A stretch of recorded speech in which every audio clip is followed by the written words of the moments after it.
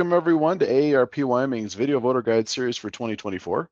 I'm Tom Laycock with AARP Wyoming, and today we're joined by Exie Brown, who's running for the Wyoming Legislature in House District 9, located in Laramie County. AARP has a proud 40-year history of nonpartisan voter engagement and does not endorse or oppose candidates, nor does AARP make financial contributions to political campaigns or candidates at any level. Instead, we ask questions so our AARP Wyoming members understand where the candidates stand on important issues and can make their own decisions on Election Day. Today, we'll ask Mr. Brown 3 questions, allowing for a 1-minute and 30-second response to each. Then we'll give Mr. Brown 2 minutes to explain to the voters of District 9 why he believes he's the man for the job. So, Mr. Brown, our first question is this. Over the last 2 years, the Wyoming Legislature has made providing property tax relief for its citizens a priority. In your view, what's the most effective way to provide relief while balancing revenue needs for our schools, counties, and other entities that rely on property tax to maintain sustainable funding? Well, thanks for the question, Tom. And this is actually one of the things that I'm really running on. One of my top issues is property tax reform.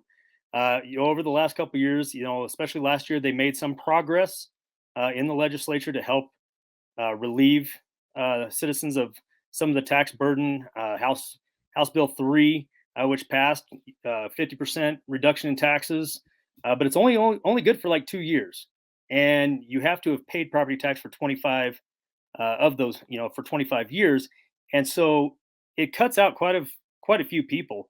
And right now, in this very disastrous Biden economy, raising taxes is not the thing we need to be doing. We need to find ways to provide relief to our citizens, especially our senior citizens who are on a fixed income. And we want to make sure that they can afford to continue to stay in their homes and still live at home. And also with our disabled veterans who are on a fixed income as well. So as they've made some progress, I think there's more that can be done, and we need to be able to work together, work with each other, and with other agencies to figure out what best we can do to continue to lower these property taxes so it doesn't become such a financial burden on our citizens. Thank you. Our second question is this. Wyoming's population of those aged 60 and over grew by 47% from 2010 to 2020, while the state's entire population grew just 2%. We know that 64% of all nursing home beds in Wyoming are paid for right now by the state Medicaid program. What do you see as the greatest barrier to helping our older adults age in their homes and communities? And what solutions would you provide?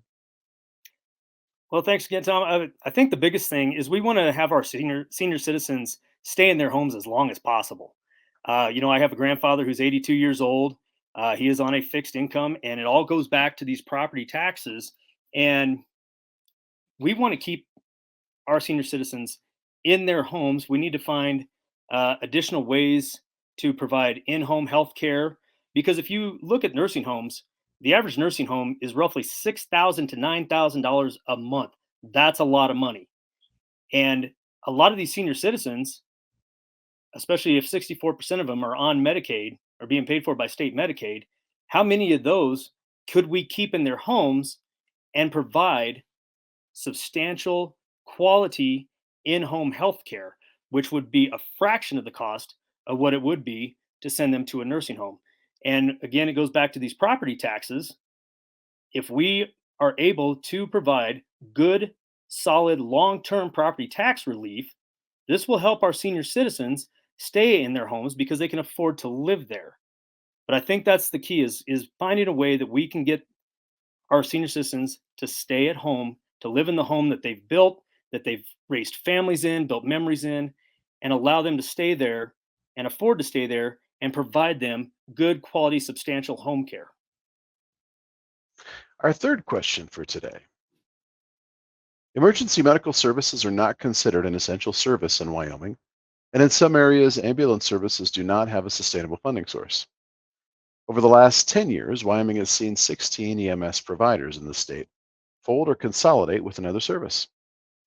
What solutions would you offer for ensuring access to ambulance services? Tom, I've been thinking about this question. It's a kind of a tricky question. It's a very tough tough one to crack because here in Cheyenne we are blessed with having a great EMS service, access to EMS services when we need it. But I know that there are other counties and rural areas in Wyoming that don't have that access. And what we need to probably look at and work with the legislative body and work with EMS and the local county and city governments is a cost sharing deal. Where can we help share the cost to ensure that we have EMS services provided or available to our citizens that, where it's very hard to find those. So I think that is one of the key things that we need to look at and work on.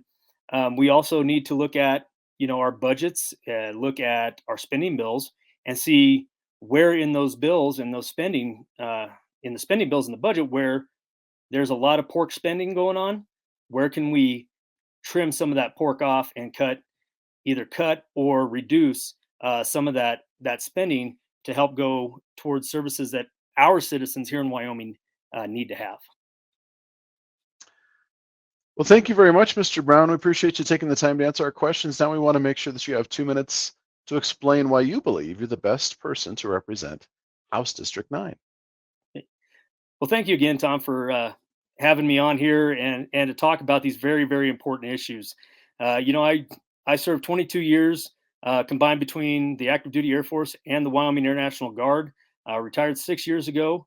During my service, I worked as a security forces member, worked in administration, chief airfield manager, and then a logistics superintendent to finish out my career. And in that time, I've also worked at the national level on the Airfield Management Advisory Council, where we negotiated manpower, funding, and we created policy for the National Guard Airfield Management.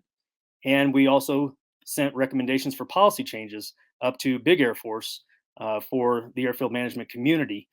I've spent a career building positive relationships, both at the local and national level, and been in several different negotiations at both of those levels, which I think will help me in the House. One thing that, I've always felt as far as a legislator and a representative is that our job is to represent the people. And I am a person of the people. And sometimes our politicians have gotten lost in that or have forgotten that that's why they're there, and they start focusing on their special interest and things for them. Me, I am about the people. We have to do what's right for Wyoming and right for Wyoming citizens. And I believe that's why I would make a great candidate. I come with integrity, honor, and commitment to the state and to my district. I will serve that position with honor and integrity. We need to start looking at focusing when it comes to things that we can do and write legislation that is going to positively impact the people here in Wyoming and in my district. So thanks again. Please vote. Go to exieforhouse.com for more information, or you can call me at 307-640-7901. Thank you. Thank you very much, Mr. Brown, for your time. And thank you to our viewers for joining us for this video voters guide. We encourage you to keep checking Cowboy State Daily and AARP Wyoming's Facebook page for more voter guides in the days to come.